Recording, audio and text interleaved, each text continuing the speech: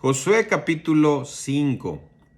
En este capítulo podemos ver una obediencia muy importante de parte de Josué y de Israel.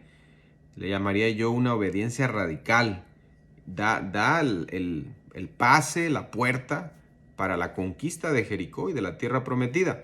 Vemos dos cosas que ellos hacen en esta obediencia, que son la circuncisión y la Pascua. Estas dos cosas se ven en este capítulo 5 de Josué. El capítulo inicia diciéndonos que el temor de los enemigos de Israel era mucho. Cuando todos los reyes de los amorreos que estaban al otro lado del Jordán escucharon que Dios había secado el río Jordán y cómo habían pasado el río Jordán, la reacción de ellos es que su corazón desfalleció y no hubo más aliento en ellos delante de los hijos de Israel. Terrible, ¿no? Estaban temblando, completamente aterrorizados sus enemigos. Hay dos cosas, repito, que Josué y el pueblo hicieron. La primera se nos narra de los versículos 2 al 8, que es la circuncisión de Israel en Gilgal. Durante los 40 años que estuvieron en el desierto, ninguno de los hijos nacidos durante ese tiempo había sido circuncidado.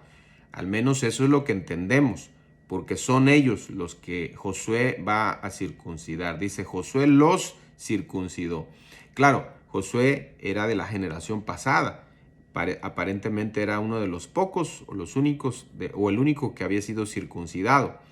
La circuncisión, ustedes ya lo han leído, si han seguido leyendo la Biblia desde Génesis, fue una señal que Dios le pidió a Abraham, que toda su descendencia tenía que ser circuncidada.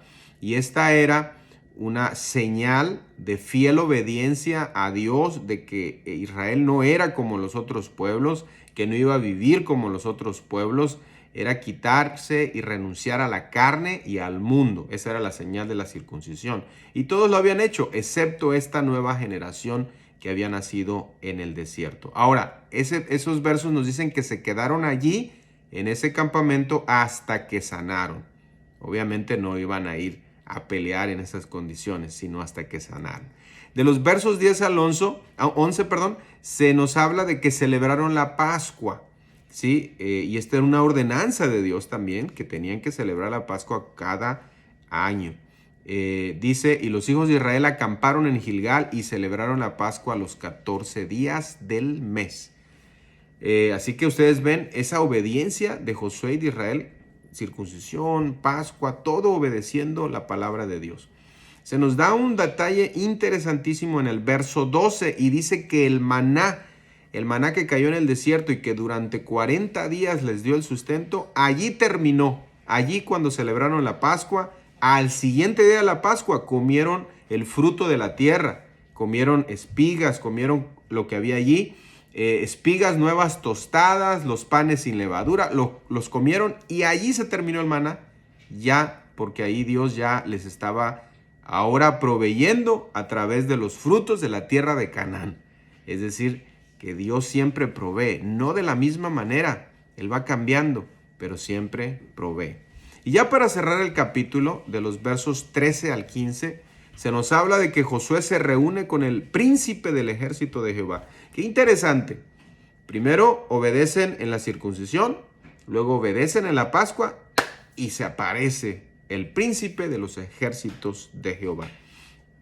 Este ángel, que se denomina él mismo como príncipe del ejército de Jehová, era Dios mismo, ya que Josué se apostra ante él y lo adora.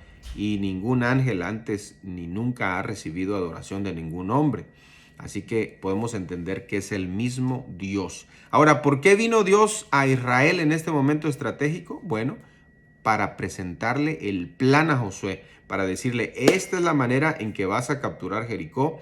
En el siguiente capítulo, todas las instrucciones que Josué da o que Josué recibe de Jehová, es precisamente el encuentro, como Dios le dice cómo va a conquistar la tierra. Y aquí viene la prueba de fe y de obediencia de Josué y del pueblo de Israel.